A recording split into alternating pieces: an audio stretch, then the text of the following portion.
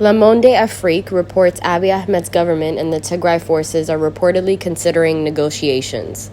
The widely read French newspaper said two sides are expected to meet around the same table in Tanzania from the end of June. According to several African Western diplomats, discussions could begin as early as the end of June in Tanzania, probably in the city of Arusha, known for having already hosted the Rwandan peace process in 1993. At the origin of this reapproachment, Olusegun Obasanjo, the special envoy for the Horn of Africa of the African Union, has multiplied in recent months the round trips between Addis Ababa and Mekelle, the capital of Tigray. Supported behind the scenes by Western chancelleries, the 86-year-old former Nigerian president has been pleading since September 2021 for a permanent and complete ceasefire between the Ethiopian federal authorities and the Tigray forces. As they take shape, the negotiations behind closed doors should bring together two delegations of 5 members each. Le Monde indicated that with the signing of a ceasefire, an agreement on humanitarian deliveries, and the resumption of basic services such as electricity, banking, and fuel are clearly on the table. For the time being, the two camps are discreet about possible talk, but the change in tone is palpable in the halls of the federal government. Prime Minister Abiy Ahmed's spokeswoman, Bilene Siyom, said on Monday, June 6, that the government was taking a peaceful posture and was fully committed to African Union Peace Initiative. Greetings and welcome. You're tuned into TMH's Daily English News.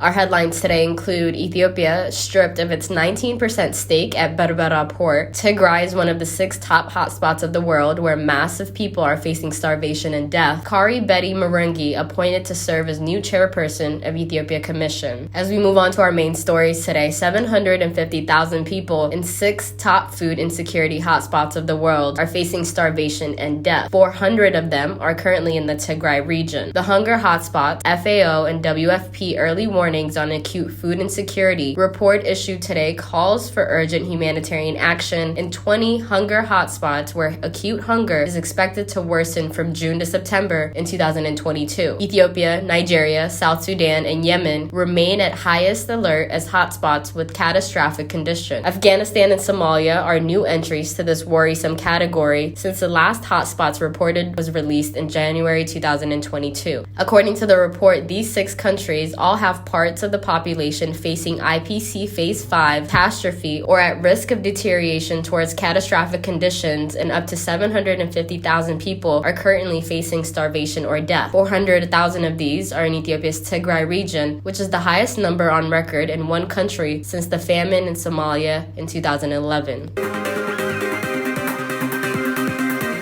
Human Rights Council President appoints Kari Betty Murungi to serve as new chairperson of Ethiopia Commission. The President of Human Rights Council, Ambassador Federico Villegas, has decided to appoint Kari Betty Murungi, who has been serving as member of the Council-created Commission of Human Rights on Ethiopia, as the new chairperson with immediate effect. Murungi's appointment comes following the resignation of Fatou Bensouda as chairperson and member of commission following her appointment as the Gambia's High Commissioner to the United Kingdom, of which she informed the council president this week. Ambassador Villegas thanks Bensouda for her role on the commission and wished her well in her future endeavors. The president of the council appointed Bensouda, Murungi, and Stephen Ratner to serve as members of the Commission of Human Rights on Ethiopia on the 2nd of March 2022. The 3-person commission was created by the human rights body on the 17th of December 2021 with a mandate to investigate alleged human rights violations and abuses within Ethiopia, committed since the 3rd of November 2020 by all parties to the conflict. With Bensouda's resignation, the President of Human Rights Council will appoint a 3rd member of the commission in the coming days. The Commission of Human Rights on Ethiopia is scheduled to deliver its first update to the Human Rights Council on the 30th of June.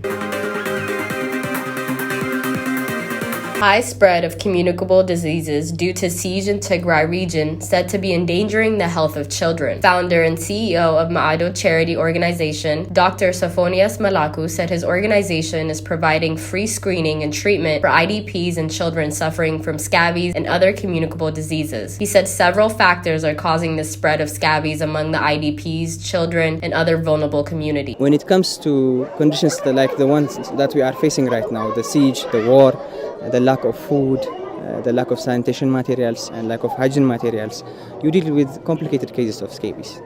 One of the challenges that you face with this disease is that since it's very irritating and itching, the children, they scratch the lesions, the skin lesions. So There are no hygiene materials. You can expect what they are doing when they do that. They introduce other pathogens into the lesion. And you deal with a variant called super-infected scabies. To manage that, you will need antibiotics, which we don't have currently in abundance. So today, our primary aim is to sort out the cases that we can manage and give them whatever available medications that we do have.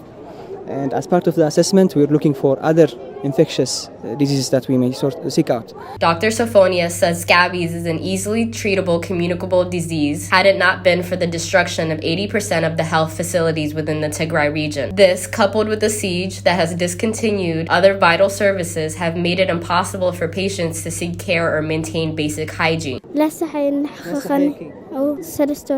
I've been scratching my skin for almost 3 months now. Even though I knew I had scabies, I didn't know where to get the medication. The doctor and his colleagues say the world has to do more to ensure that the most vulnerable members of the community have access to basics such as food, soap, and medication. Ethiopia has lost its 19% share at Barabara port in Somaliland due to failure to pay its due. Paying financial contribution for the construction of the port is among the preconditions set by Somaliland's government. Ministry of Finance Development of Republic of Somaliland announced that the Ethiopian government has been stripped of its ownership for failing to meet its ownership requirements on time.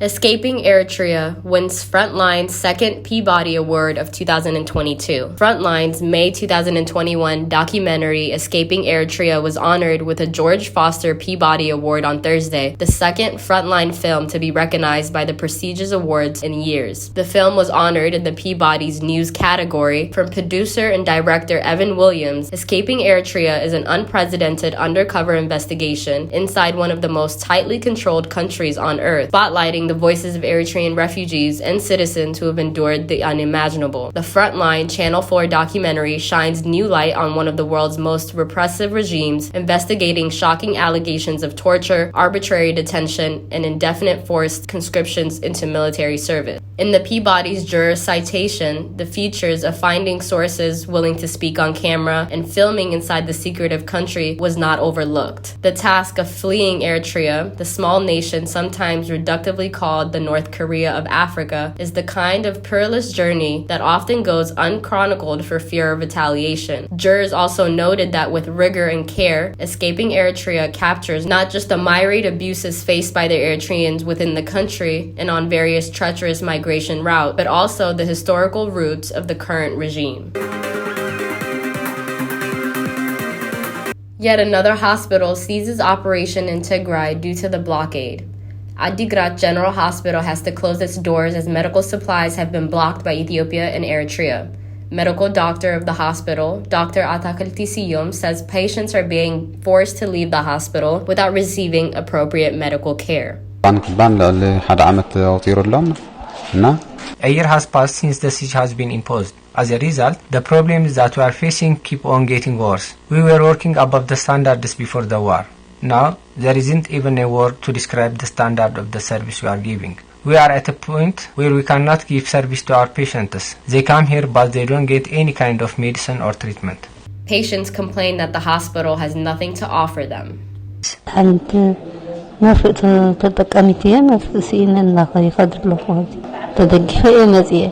need my medication. I can't go without it. I came here with the help of others. It has been a week since I was told that there is no medication and I'm waiting on my desk. Are we going to keep on living like this? Patients cry as they hear there is no medication to relieve their pain. This is heartbreaking. Chief Executive Officer of the hospital, Abarash, said that the primary hospitals in the area have all been out of service as they have been looted and destroyed by the invading Ethiopian and Eritrean forces. Around 5 primary hospitals in our area have been made totally out of service as they were destroyed by the Allied forces. Our hospital is now almost out of service due to lack of supplies. As a human being, watching another human die in agony due to lack of medicine is excruciating. The patients and medical professionals say the world is doing little to nothing to help avert the health catastrophe that's currently taking place within the Tigray region. They say that the international community needs to take a decisive action to prevent the death of possibly millions. U.S. calls for immediate restoration of essential services in Tigray. U.S. Secretary of State Antony Blinken, in a press release, appreciated improvements in humanitarian assistance within the Tigray region, but also called for the immediate restoration of essential services in conflict-affected areas. Blinken encouraged the parties to continue to build onto this momentum and advance to talks to achieve a sustainable end to the conflict. Secretary of State Blinken expressed his country's support for an all-inclusive political process to provide security and prosperity for all Ethiopians and accountability for human rights violations committed by all parties.